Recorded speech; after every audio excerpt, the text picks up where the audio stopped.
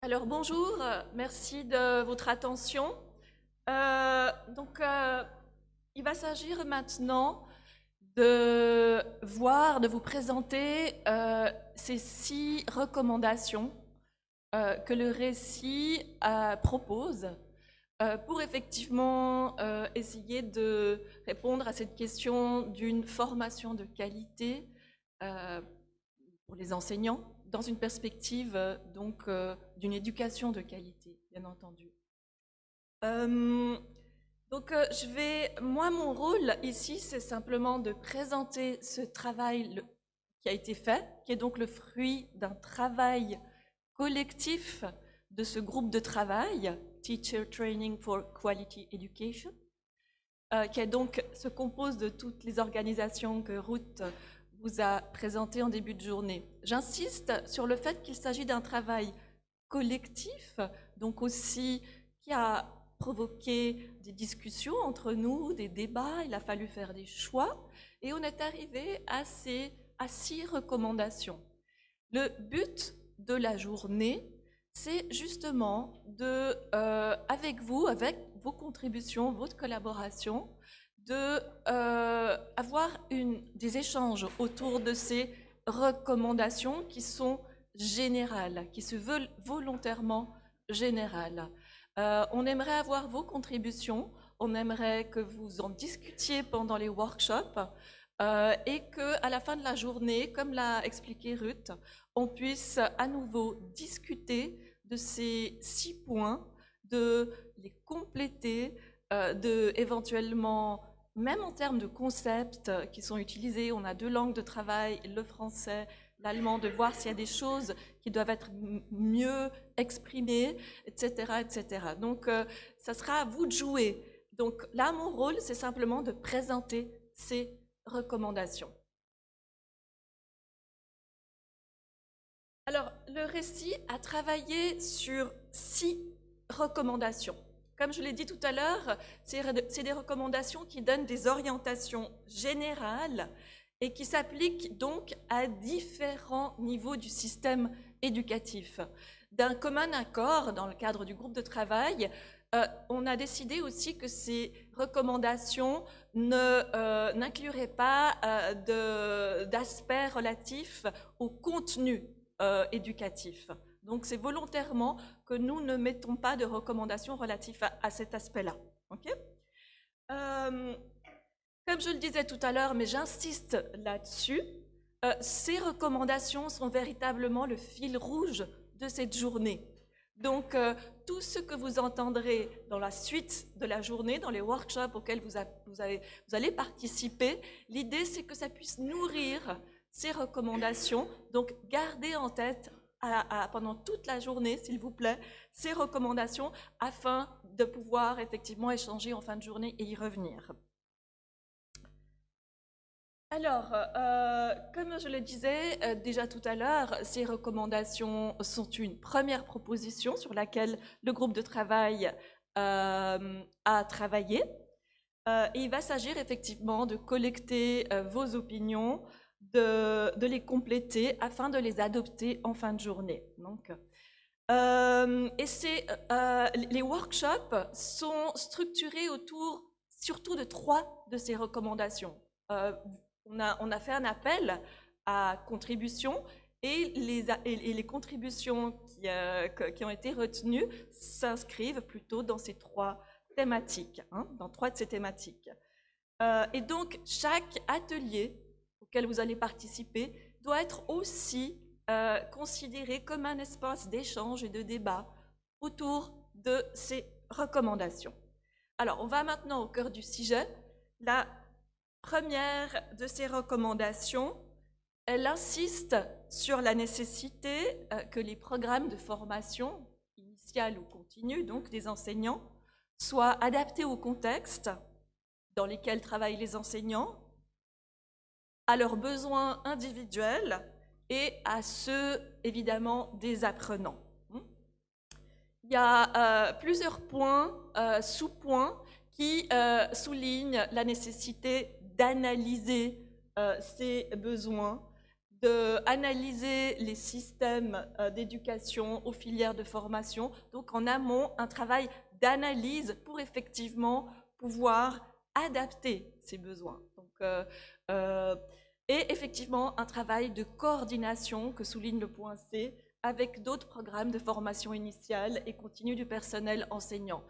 Ce point C, il est en lien avec, vous verrez que plusieurs de ces points sont en lien avec d'autres aspects de ces recommandations. Je vais vite, puisqu'effectivement, il s'agit simplement de vous les présenter et qu'on n'a pas... L'idée, c'est que vous allez tous les discuter pendant la journée. La deuxième recommandation se focalise sur l'importance de la planification à long terme, justement, cette idée de, oui, il faut être dans la concrétude, mais aussi d'une planification à long terme, et d'utiliser des méthodes pédagogiques qui soient diversifiées et qui soient transférables, donc dans la pratique. Donc, par exemple, on recommande de plutôt préférer des interventions courtes pendant une période prolongée à des ateliers très longs pendant une période très courte, comme une mesure, par exemple, concrète. Il s'agit aussi de diversifier les méthodes d'apprentissage. Par exemple, on utilise en formant les enseignants à des pédagogies actives, participatives, qu'ils vont pouvoir justement transférer au niveau de leur classe. Et, troisième recommandation,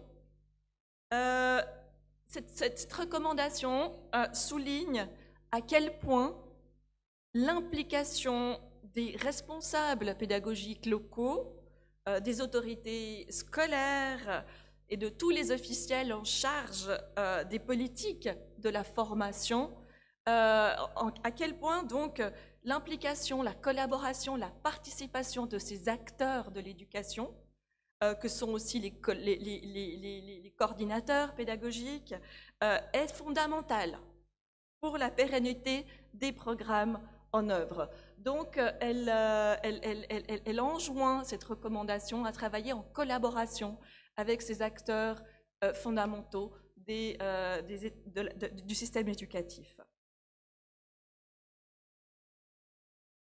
La quatrième recommandation, elle est en lien avec un besoin de plus en plus important que les acteurs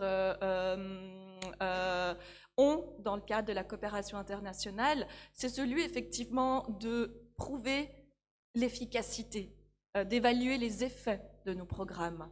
Donc cette recommandation enjoint et relève l'importance d'évaluer systématiquement la qualité des programmes.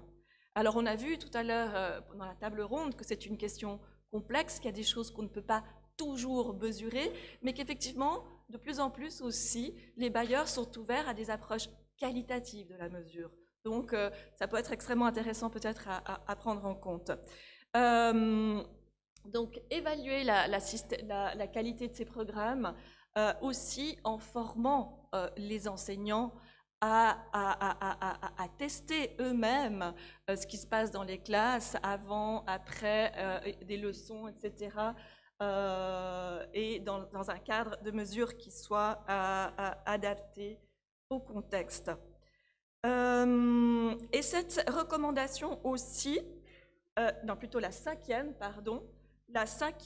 recommandation, elle insiste sur l'importance de considérer les programmes dans une perspective systémique.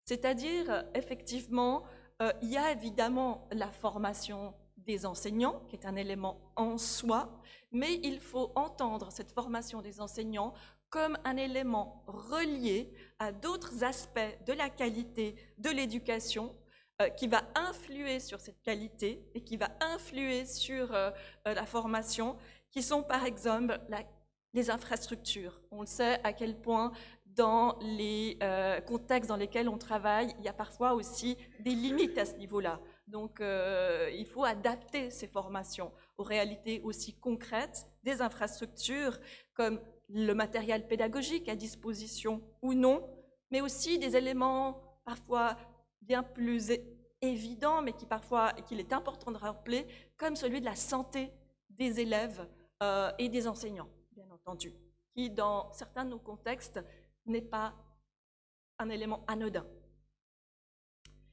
Et enfin, la 6e et dernière recommandation rappelle l'intérêt du travail, de lobbying, de plaidoyer que font les acteurs de la coopération internationale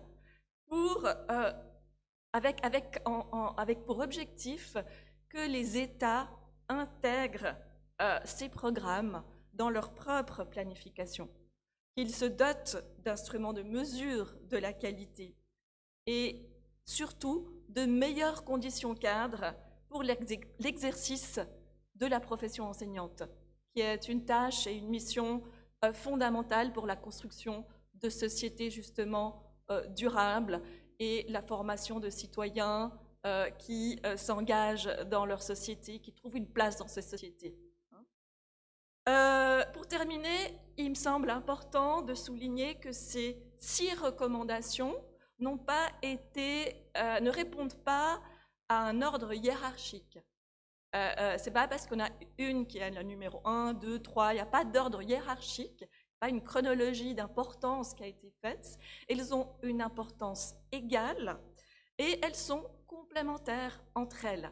C'est-à-dire qu'idéalement, effectivement, il faudrait les voir comme un ensemble cohérent et il faudrait effectivement que les 6 soient suivis pour assurer, disons, une formation des enseignants de qualité.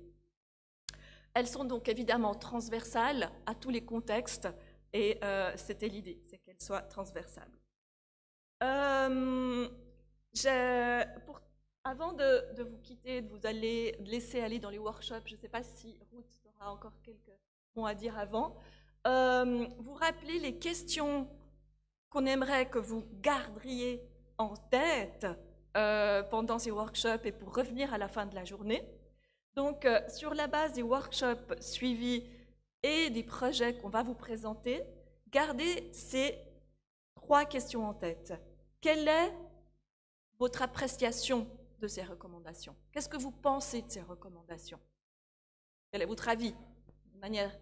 Est-ce qu'elles permettent effectivement de clarifier un cadre commun pour les acteurs de la coopération internationale par rapport à cette question qu'on a vue est considérée comme fondamentale?